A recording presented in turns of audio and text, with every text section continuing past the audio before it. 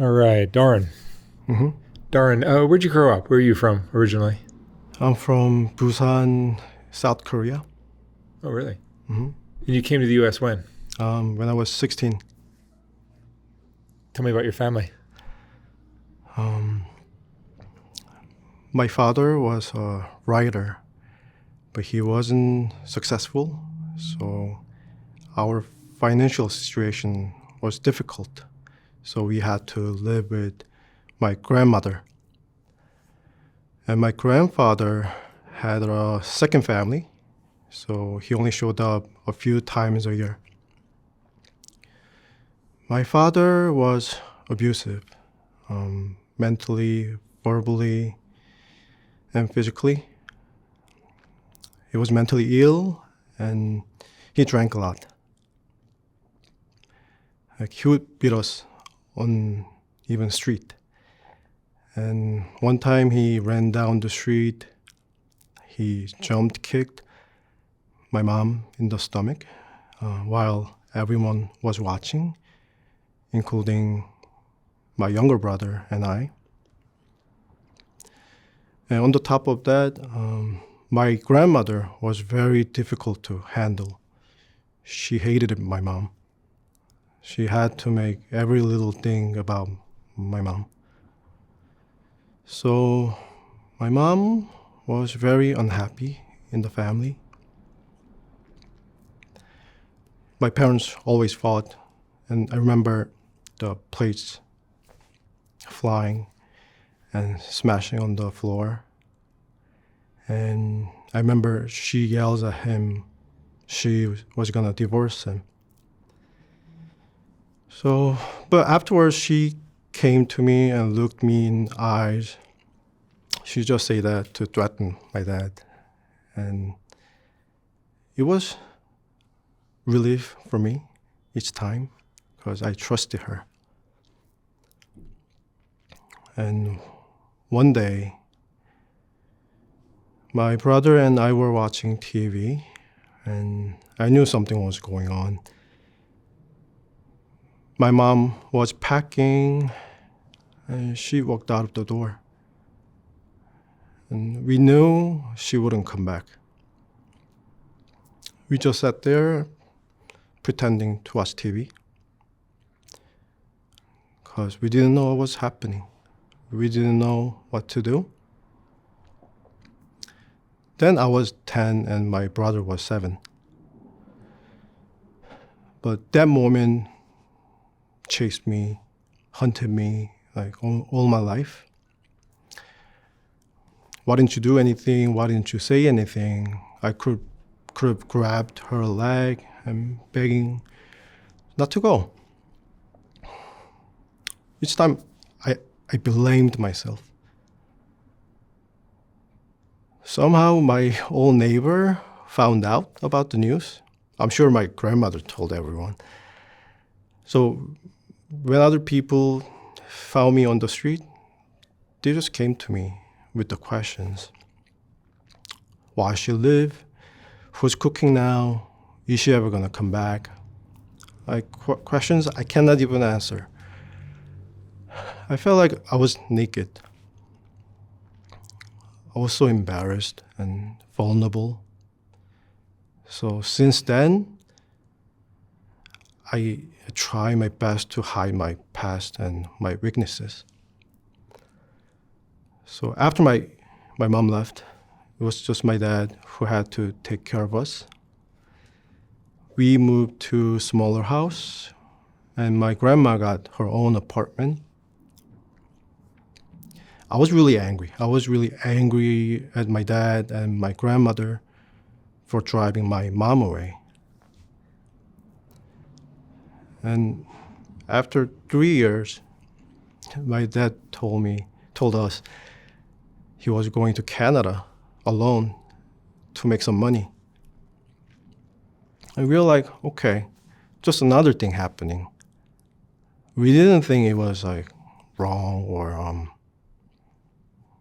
out of ordinary.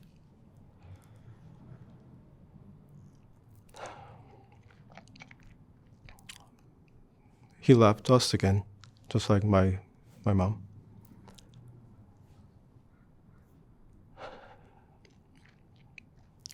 So after he was gone, every day my brother and I had to figure out what to eat every day. In the beginning, we had some money, so we bought what we want to eat, like junk food. But as our budget was getting low, we had to survive with instant noodle. Where were you living? You weren't living with your grandparents? It was just us two. We were just living, we were just trying to figure out, just two of us. The grandparents didn't come in to help you? No. So I was 13 and my brother was 10. And I felt like it was just raining on us. And we were just getting soaked in the rain. We didn't even know there was an umbrella because no one really helped us. So we were eating instant noodle every day. And we came down to the point that we could only afford one single pack of tofu. So we ate that. Nobody told us what to do, but we still went to the school and finished our homework. I remember we didn't have hot water, so we had to boil the water to wash ourselves, wash clothes. But we often skipped. We was real lazy and we were just dirty. But you had a house? Yeah, we had a house. One of our aunts helped us financially. She helped us for rent. But she couldn't do it forever. So we stayed there alone for 6 months. Then we were moved to another uncle's house, and then to grandmother's, and another aunt's house, and back to uncle's house. We were just shuffled around the relatives. We didn't plant our roots. And 3 years later, my father invited us to New York, and he moved there and he got remarried. So that was 16-year-old for me and 13 for my brother. So we reunited, but my dad hadn't changed much. And I was still angry.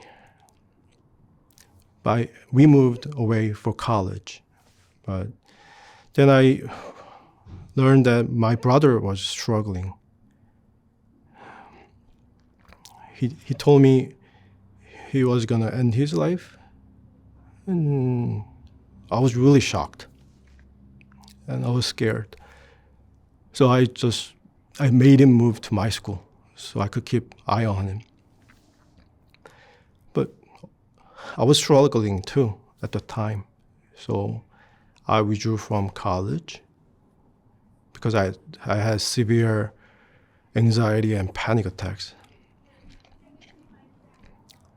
Thankfully, my brother and I got married to wonderful people. But for me, my pain, my trauma caused a lot of issue in our relationship. Like after years, my wife when we were fighting, she just casually told me there isn't anything she can do anymore. But for me, I felt being abandoned again, just like my parents did. So I fell into this deep depression. I didn't talk to anyone. I was just crying for days and months. I became suicidal. And around that time, my father called me and he needed help. He said he has a cancer, stage 4 cancer, colon cancer. I was already miserable, but I had to see him every day. I had to take care of him. He was even angrier than before because he has to deal with the pain. And I was angrier because I was raising a kid, and when I look at him, it remind me like horrible things my dad did to me when I was young. And even he refused to have a surgery last minute. So he pissed off doctors, but he couldn't control the pain. So he asked me, please reschedule the surgery. So I had to go talk to the doctor and I had to beg them. Even after our surgery, like day after, he escaped the hospital with the needle on. But it wasn't the first time, so I had to chase him down. I had to call the hospital and like apologize to people. But at the end, there was nothing we could do except for hospice care. It was quite relief for me because I was getting help. There was someone who helped my dad. And I had a second child, so my wife and I were working together again. So I was slowly getting better. Then my wife suggested me I should go to Korea to spend time with my mom.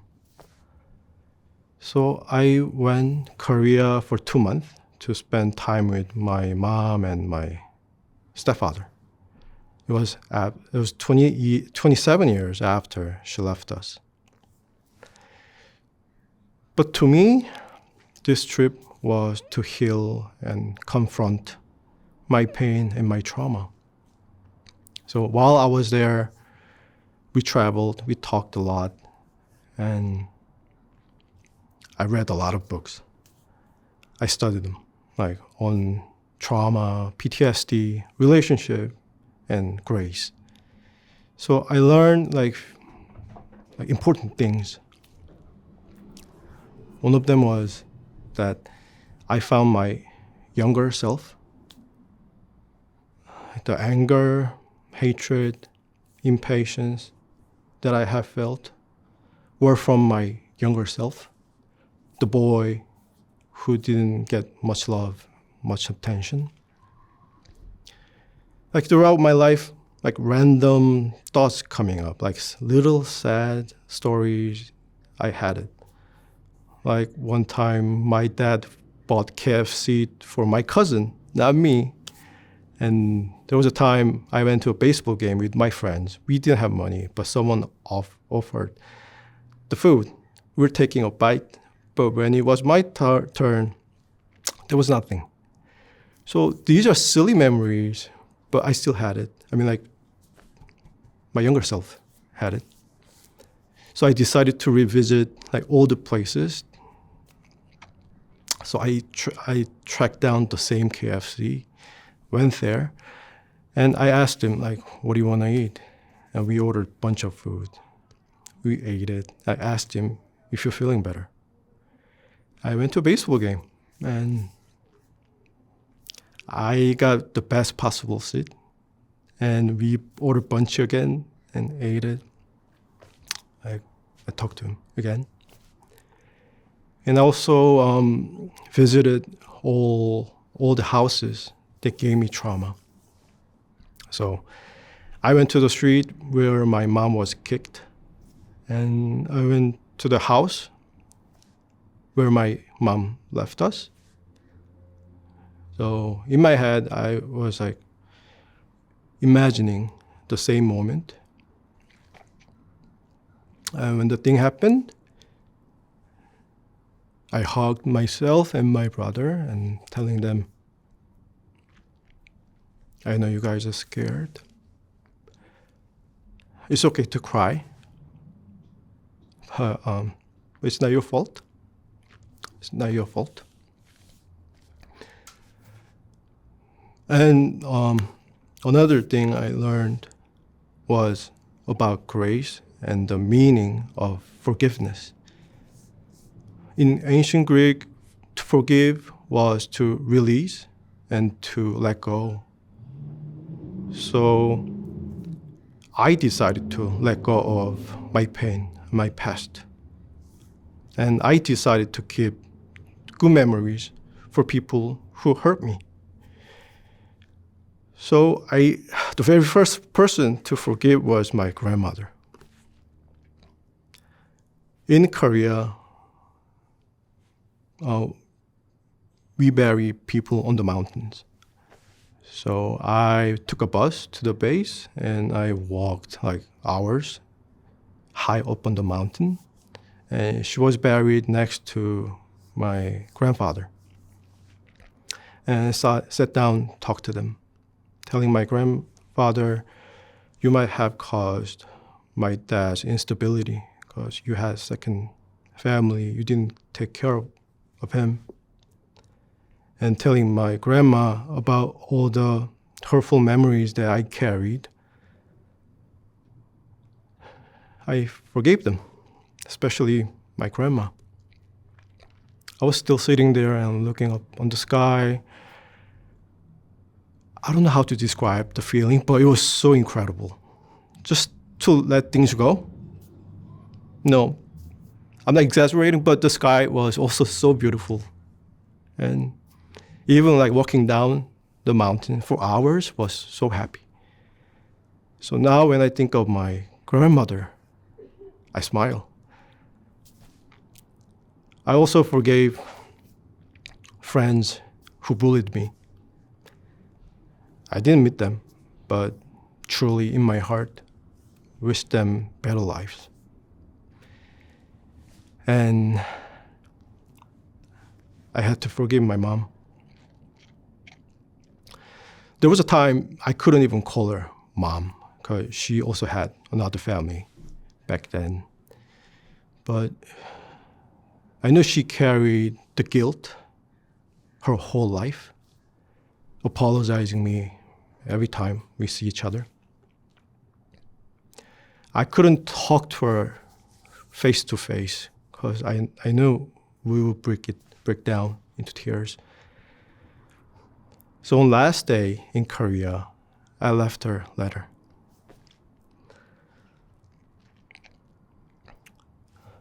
Last person I need to forgive was my dad. I didn't know how to because by then we already moved to West Coast. But anyway, I came back to the States and a few days later, I woke up in the middle of night. I couldn't go back to sleep. I don't know why, but I was feeling, something is not right. And next day, my brother called me. He was rushed to hospital and he didn't have much time. So I booked a flight, hoping that he could make it a little longer so I could go see him and talk to him, forgive him. When I arrived at the hospital, he was alive. But he was like a living corpse. I could see he didn't have much. My brother and I, we prayed for him, we talked to him. I forgave him. And my brother and I talked a lot about our past. And a few days later, somehow my father got a little better. He had better pulse and better blood pressure. And I could see like he could recognize us in his eyes. So I asked him that blink once for yes and blink twice for no. I asked him, do you remember anything we said before? And he blinked twice. And I felt so blessed. I felt like it was a miracle that I could get to talk to him again, forgive him again. So my brother and I talked to him and I forgave him again. And that night, we watched a baseball game on TV, just like our old days. And 3 of us spent the last night. So I was thinking he would make longer. So I decided to come back for my family. So I made final goodbye. I told him this is the last time I'll see you. I'm keeping good memories with you only. And I love you. the first and last time I said him. I got back to LA. It was suddenly raining. But my brother called me. He passed away. I was outside. I just lay down on the floor, soaking in the rain. And I could remember the time when he was still in the hospital. There was one Korean nurse. She came to me, "Are you the son?" So, yeah. Oh, and she told me like she's so sorry that she heard all the stories of my dad, and like she asked me if he ever apologized to me, and then no. But at the point, I didn't even want to hear that. I didn't want him to say that because he's not like that. But again, like I'm laying down on the ground. I feel like he's talking to me somehow. Oh, that saying sorry, and I love you too. So I thought my life story came to close at that point. Because I learned so much. I regained my strength for my work and for my family. But it wasn't over. So I had this young cousin, the son of the aunt who financially helped us a lot when we were kids. He was coming to this country to study. So like I told my aunt, "Don't worry about him. I got him. Don't worry about him. He's like a little brother to me." So like when he came, my wife and I took him out for dinner. We talked, and we could hear his story that he didn't come here to study, but to escape, because his sexual orientation was not appreciated in his family, and he had painful story in the society. So my wife and I tried to provide him everything. Like we dropped off food and we invite him. We have him over to our house. But he only called me when he needed something, right? And he was seeing someone, and he said he wanted a cosigner for his bigger apartment. And I had to talk to my wife. It's about money. And I told her about his mom helped us a lot, so I got to do it. So we did it. But soon after, they broke up, and he was struggling. So I had to make more efforts to make him feel better and make him come outside and to have dinner. But he kept avoiding me. Maybe next time. I'm not ready. I'll call you next time. Around that time, my uncle in Korea called me and asked me to check on him. So, okay. But I couldn't reach him. So I called the apartment, because I'm cosigner, give me the access. But they only told me to call a police station. I asked him why, but they don't tell me anything. I called the police station. They couldn't find him. And they also told me I'm not immediate family, so they cannot tell me anything.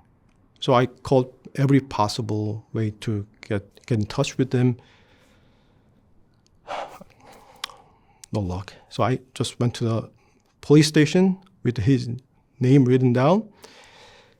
And the officer looked at me with sorry face. He's deceased. And I was frozen, and I couldn't process in my head.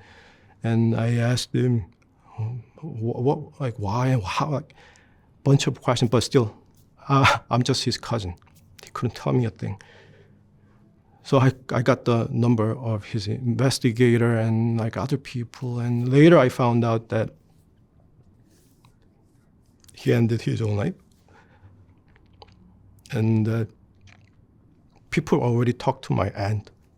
And it was the process of like sending his body and his stuff back to Korea. So I blamed myself again, because I was the only one who had him here. And I knew it even after my aunt. I called her so many times to apologize her, but she didn't pick up, and my another uncle told me not to call her anymore.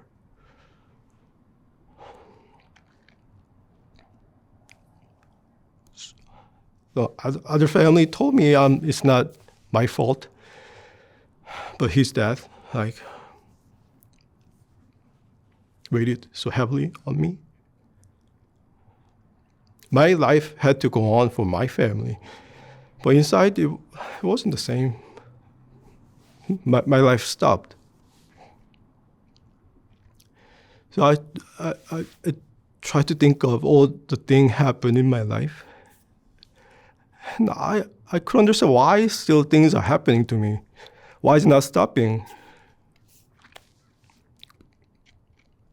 And I, again, found myself thinking about forgiveness. I have forgiven everyone except myself. Maybe it's time to forgive myself for the guilt, for my mom's departure, for not taking care of my brother, for cousin's death, and for the guilt I put on myself.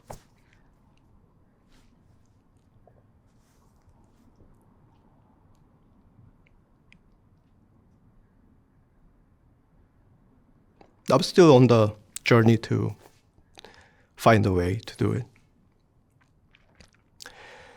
But one day, I hope my aunt wants to talk to me and forgive me.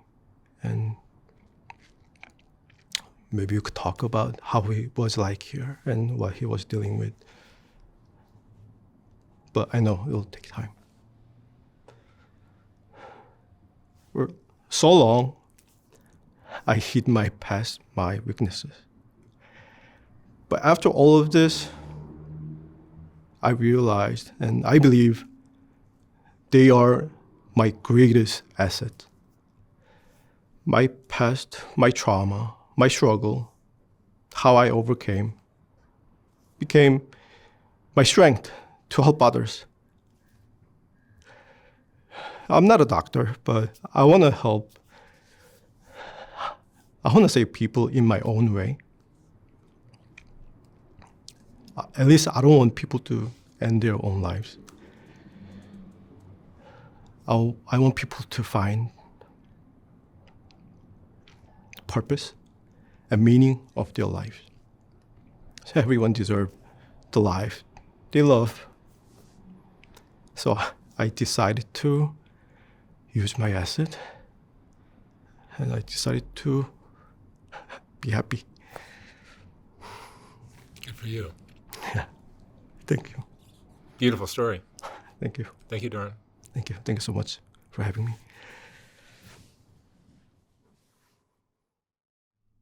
Even though Soft White Underbelly consists of a lot of videos, it's really still a photography project to me.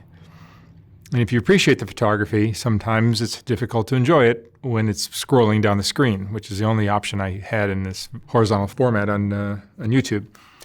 So last year we came out with the first Soft White Underbelly book, which is a collection of the best portraits from the thousands of interviews I've done.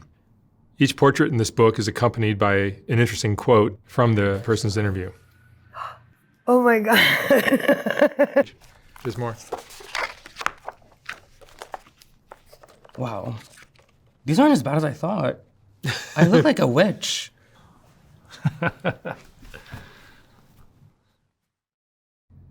I will not be reprinting this book when it sells out. So once it's gone for good. You can order yours at softwhiteunderbelly.org. $125, $150 for a signed copy. And thank you for watching.